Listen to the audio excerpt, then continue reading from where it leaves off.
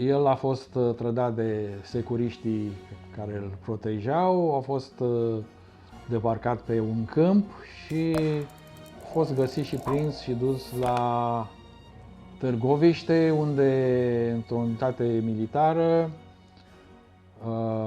a fost reținut. Populația n-a fost anunțată că a fost reținut imediat.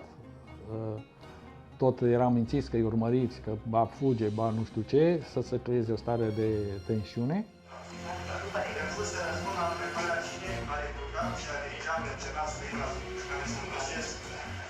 وفورا يعني خلال كم يوم سووا له محكمة سورية عسكرية.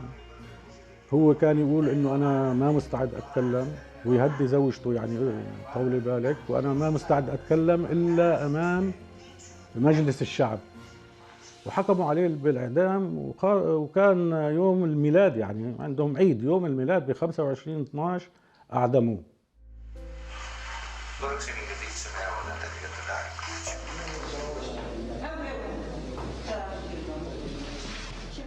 Deci nu este firesc ca un cetățean, oricine ar fi fost el, să fie judecat în 24 de ore, condamnat și împușcat.